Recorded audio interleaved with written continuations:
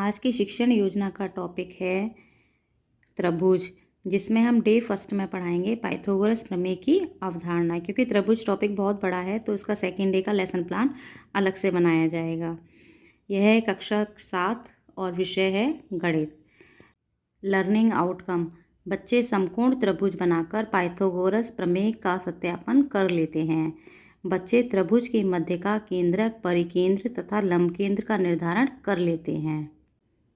प्रकरण: त्रिभुज पाइथागोरस प्रमेय की अवधारणा। आवश्यक सामग्री: दीक्षा है, प्रकरण से संबंधित चार्ट, पाठ्यपुस्तक, ब्लैक बोर्ड, चौक आदि। शिक्षण अधिगम प्रक्रियाएं: इसमें 4 कॉलम होते हैं: क्रम संख्या, चरण, समय और आकलन। चरण में फर्स्ट पॉइंट है शिक्षण के प्रारंभ में शिक्षिका बच्चों के पूर्व ज्ञान से जोड़ने हेतु कुछ प्रश्न करेंगी। ब्लैक बोर्ड पर आकृति बनाते हुए ये किसकी आकृति है। दूसरा प्रश्न करेंगी, त्रिभुजों का वर्गीकरण किस आधार पर किया गया है। कोणों के आधार पर त्रिभुज कितने प्रकार के होते हैं। समकोण त्रिभुज के क्या क्या प्रगुण होते हैं। ये बच्चों के लिए समस्यात्मक प्रश्न है क्योंकि हमारे बच्चे पूर्व कक्षा में कोणों के प्रकार अच्छे से पढ़ चुके हैं, लेकिन उन्हें ये नहीं मालूम कि समकोण त्रिभुज के प्रगुण क्या क्या हैं, तो उनके लिए यह समस्यात्मक प्रश्न है। शिक्षिका कथन: आज हम समकोण त्रिभुज के एक महत्वपूर्ण प्रगुण के बारे में पढ़ेंगे जो पाइथागोरस प्रमेय के नाम से जाना जाता है।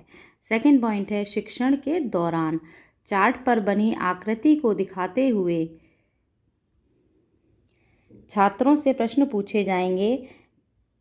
पहला प्रश्न पूछा जाएगा, त्रिभुज ए बी सी के कर्ण AC पर बने वर्ग के छोटे छोटे त्रिभुजों की संख्या कितनी है। दूसरा, समकोण बनाने वाली भुजाओं AB तथा BC पर बने वर्गों में छोटे छोटे त्रिभुजों की संख्या का योग कितना है।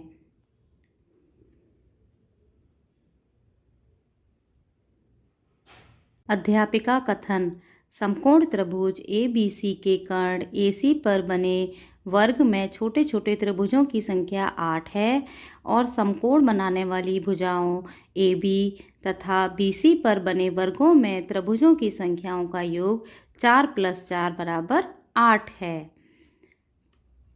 किसी समकोण त्रिभुज में कर्ण पर बना वर्ग शेष 2 भुजाओं पर बने वर्गों के योग के बराबर होता है।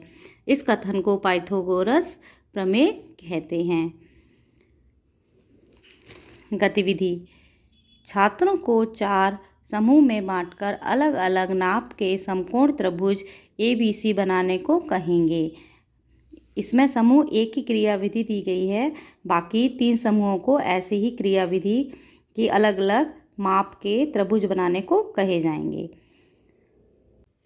समूह 1 की क्रियाविधि: त्रिभुज ABC में BC = 4 मात्रक, CA = 3 मात्रक, AB कर्ण = 5 मात्रक।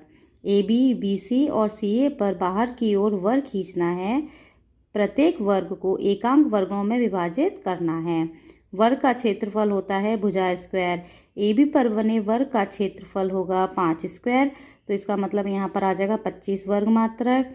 BC पर बने वर्ग का क्षेत्रफल 4 स्क्वायर, वर्ग 4 स्क्वायर है, तो इसका आंसर हो जाएगा 16 वर्ग मात्रक। CA पर बने वर्ग का क्षेत्रफल 3 स्क्वायर है, इसका मतलब है यहाँ पर हो जाएगा 9 वर्ग मात्रक।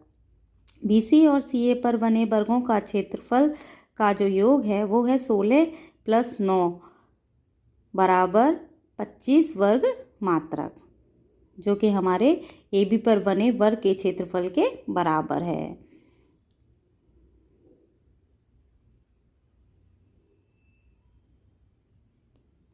किसी समकोण त्रिभुज में कर्ण पर बना वर्ग शेष 2 भुजाओं पर बने वर्ग के योग के बराबर होता है।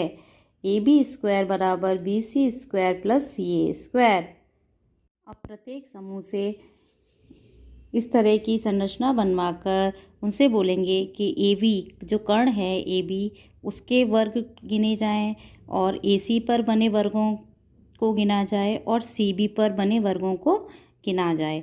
तो AC पर जो वर्ग बन रहे हैं और CB पर जो वर्ग बन रहे हैं उन दोनों का टोटल AB पर बने वर्गों के योग के बराबर होगा।